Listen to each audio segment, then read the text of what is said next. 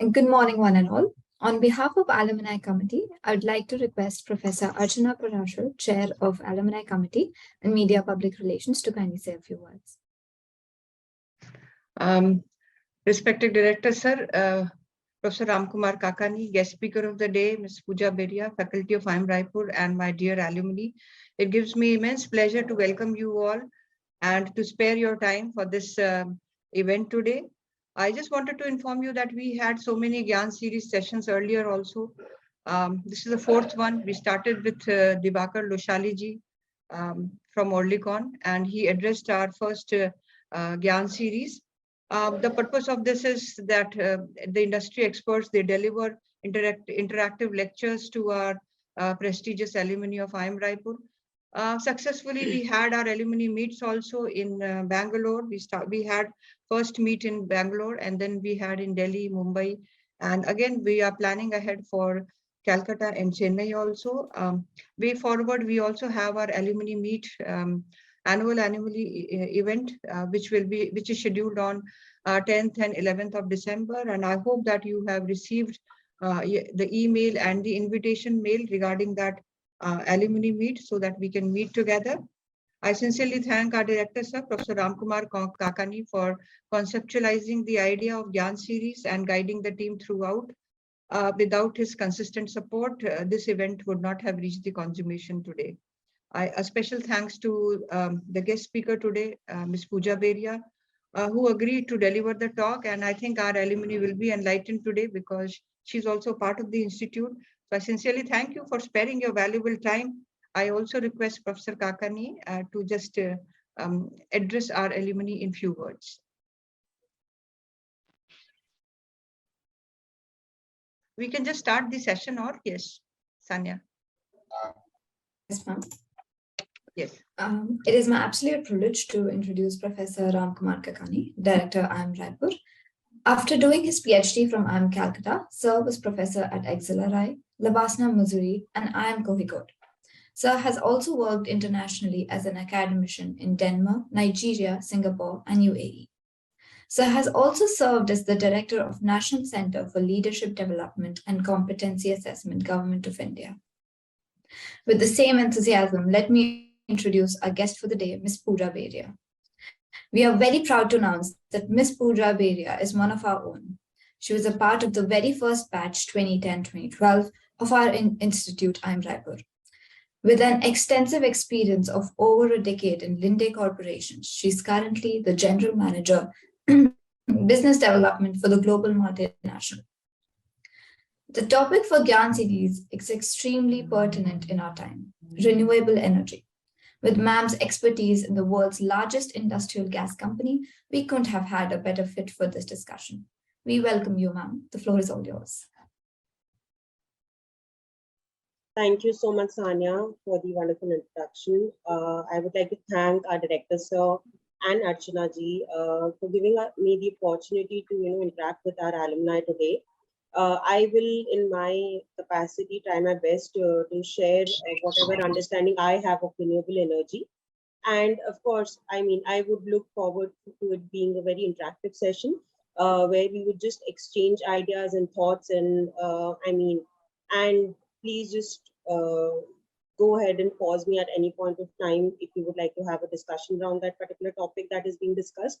So I'll just try my best to share my experience with renewable energy and whatever I've had. So I'll just quickly share my screen. Just please let me know if that's visible to everyone. Yes, yes, it's visible. Okay, thank you so much. A very good morning again to everyone. So the topic I would be starting today or discussing today is renewable energy. Just a little brief about my background. So I was lucky to be part of the first batch of IIM Raipur 2010-12. Since then, I've been working with the Linde Group, who is the leading manufacturer of industrial gases for about a decade now. I have got the opportunity to work with different departments in the organization, marketing, finance, and currently business development. I also got an opportunity to work across a few countries, which helped me in the overall understanding of the business for Linde. I am a passionate traveler. You may please feel free to connect me with any of the social media platforms. I'm there on all of them. So just feel free to connect with me at any of those platforms. Just a quick question, and I hope this would be a very interactive session, and I'm expecting participation from all our everyone on the call today. So according to you are the conventional sources of energy, or what do you think are the conventional sources of energy? So, ma'am, I think that petrol or diesel, fossil fuels, basically something that is related to food, is a form of conventional form of energy. Yes, absolutely, Neha. So anyone else would like to add to that?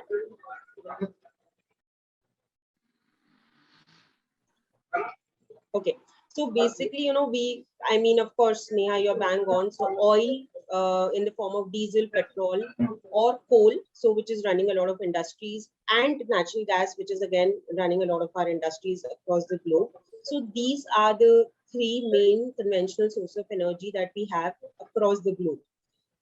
Now, any idea that, I mean, what is the issue with the conventional source of energy? I mean, why do we talk so much about renewable energy? I mean, what's wrong with the conventional source of energy? Ma'am, basically there's a scarcity of resources available, and also because of the lot of usage of conventional form of energy, there's a lot of pollution. I guess that is the reason behind the problems of conventional form of energy. Yes, absolutely, Neha. You're absolutely right. Anybody would like to add to that? So, I mean, if you look at what's wrong with the conventional source of energy, of course, I mean, the world still thrives on the conventional source of energy. But what has been realized over the years is that these are finite. So, these we do not have an unlimited supply of these sources. And these would typically take millions of years to replenish. So these are finite, and that's why we need to conserve them. Again, the GHG or the greenhouse gas emissions that these cause. So they are emitting a lot of carbon dioxide, methane, and other gases in the atmosphere, which is basically leading to all the pollution and the global warming in the world. And of course, we all know that the hazards of global warming, and I mean what it is leading to. But at least that's one of the key reasons or the key issues with the conventional source of energy. Again, another issue is that a lot of these conventional sources of energy are controlled by few countries in the world. So there's a lot of geopolitics involved with these conventional sources of energy, and which leads to a lot of dynamic pricing. We see that these prices keep fluctuating in the world. The price of natural gas, the price of oil, they keep fluctuating because these are controlled by few countries in the world. So we'll just take a step back now, and so we'll just try to understand that why we're talking about global warming, or what's this whole global warming topic, or what's this whole climate change. So whenever anything causes a long-term shift in temperatures, that's what is climate change, where when there's a long-term impact of something. And of course, the greenhouse gases has a long-term impact on the global temperatures of the world. So when we talk about long-term impact of global temperatures, so if you look at the pre-industrialized era, where when the temperatures, let's assume, were up in this at zero, if we consider that to be zero global warming, then in today's day and age, that number has gone up to 1 degree centigrade, which means that from the pre-industrialized era, the global temperatures, or the temperature of the globe on an average, has increased by almost 1 degree centigrade. And doesn't seem to be a big number, but this has very big implications on the globe, and we would see that soon. And in fact, it is 1.15 degrees centigrade estimated for 2022. The last 8 years have been the warmest years on record. So that's the reason these are things which is what leads to global warming, or which is when we talk about global warming, this is one of the key concerns, the rising temperatures in the world. What it also does is the sea level increasing. So when the temperatures go up, the ice melts, and that's when the sea levels go up. So if we look at the 1990s, also early 1990s, the sea level would go up by about, say, 2 mm every year, which is doubled now in the last few years, which is now going up by 4.4 mm per year, which basically means that the acceleration of global warming is happening. So global warming is increasing at an increasing rate, or a rapidly increasing rate, which is not good for us, because that would mean that the global temperatures are increasing very quickly. Another sign of this global warming is the extreme weather conditions. So if we see that, and some of the parts of the world, when they're experiencing droughts or below average rainfalls, like for in Africa in the earlier this year, at the same time, Pakistan was experiencing heavy flooding. So there are extreme temperature or weather conditions being experienced at the same point of time across the globe. And this is again another reason or another impact of global warming that's happening. So I'll just stop for a moment, and any questions or thoughts at this point of time?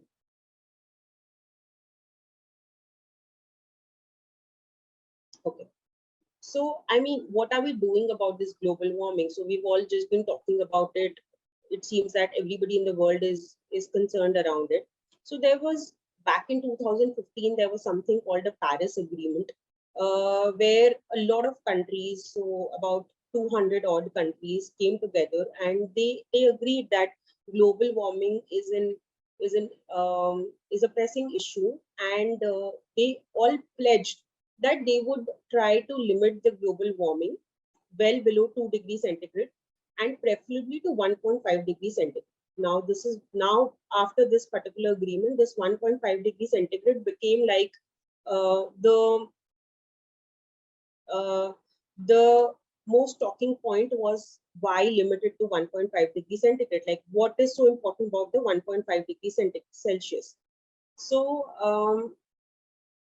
the reason for that is that so the climate change, United Nations and the climate change IPCC also identified that once the global warming reaches 1.5 degrees centigrade, after that it would be extremely difficult for humanity and nature to thrive, as a lot of destruction in the nature would be seen. So, for example, it's believed that coral reefs, about 70 to 90% of it would die.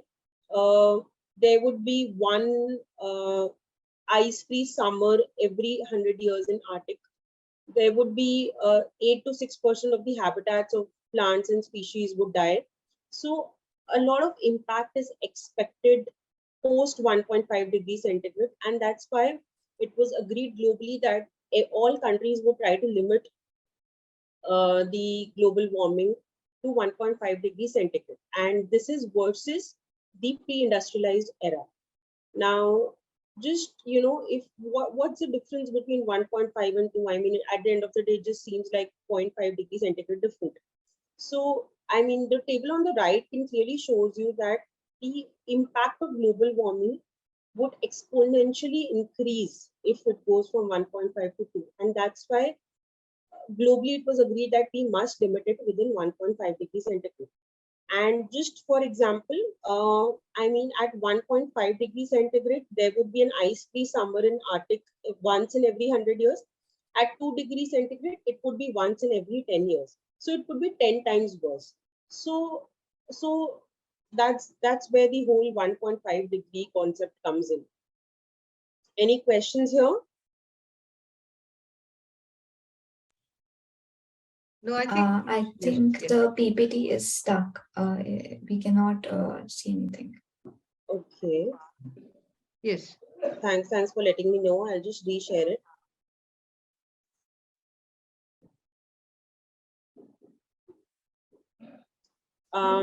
Neha, could you confirm which slide you can see? Yes, we can see y 1.5 degrees. Okay, that's great. So just let me know if it gets stuck again. So I'll reshare it at that point of time.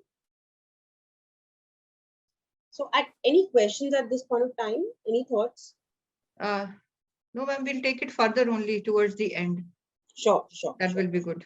Yes. Okay. So another thing that we hear a lot about global warming and climate change is net zero, and everybody's talking about net zero, that there are net zero targets. So what is net zero? Anyone knows here? May I speak, Pooja? This is Rajat. Hey, hi Rajat. Hi, Pooja. Sorry, I'm on the road. I'm hoping that I'm audible to you. Yes, you are. Yes, absolutely fine. Okay, so essentially, what my understanding is, and I'm talking from IT perspective because that's my background. So we have something called as net zero intelligence operations, which means anything with reference to operations later. So let's say I had used a laptop for a very long time, and now the consumption is complete and the laptop is already wear and tear. I need to send it back or maybe dispose it off. The sum should be net zero, which means the wastage should be zero so that it doesn't impact environment post disposal, something like that. In a Right, very Rajat. crude sense is what I understand. Right, Rajat. I think the concept is absolutely bang on. So, I mean, net zero is just this relates more to carbon dioxide emissions. But yes, I mean, the practical application of that is what Rajat was sharing with all of us. So, net zero is basically, the entire, we believe that to nullify the effect of all the global warming that has happened is by going back and reducing the carbon dioxide emissions. So again, bringing it back to the pre-industrialized era. And that's why a lot of the countries and organizations, you will see everybody has a net zero target. So most organizations in today's day would have a net zero target, and most countries have a net zero target. And these targets are being tracked globally on a monthly basis because these are committed targets by countries, and they are being tracked by organizations like United Nations and IPCC. So what are these targets? So typically all countries have taken targets that by 2030, 2050, they would all have net zero emissions, which basically means that they would have sufficient renewable energy capacity installed and ongoing and being utilized, so that the impact of global warming that has happened, all the CO2 emissions that has happened, can be again brought down to the bare minimum, and maximum usage being energy being generated from renewable energy. So it's again a very important concept with related to emissions and global warming.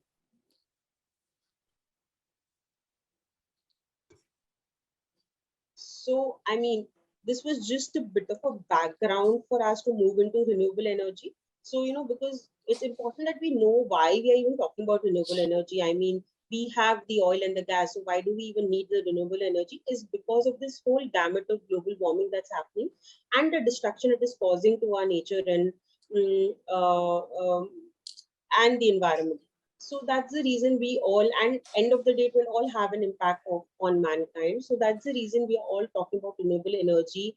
Countries and globally have taken renewable energy targets to ensure to install those capacities, and money is being put on ground to get renewable energy in place. But end of the day, what is renewable energy? Like, any idea? Anyone knows what is renewable energy? What am I even talking about? So, ma'am, I would like to take a guess. So, I think that the new forms of energy, basically something that is replacing the conventional forms, is somewhat a renewable form of energy. For example, the electric vehicles that we're using. So, that is an alternative. Then the wind energy that we get, like from the windmills, the solar energy. I guess all of these are renewable forms of energy. Yes. Anyone would like to add to that? You're absolutely right, Neha. Just additional, sorry, Rajat again. I wanted to share is that probably EV may not be the perfect example of renewable energy because it is still using coming from the traditional lithium, which is, Sorry, Rajat, I could not get the last two lines. Could you just repeat that? sorry, what I was trying to say was that I would not say that electronic vehicle could be a perfect example of a renewable source of energy. But yes, she was very right about wind energy and solar energy because this is available in abundance in environment. A tree once cut will take 30, 40 years to again get renewed.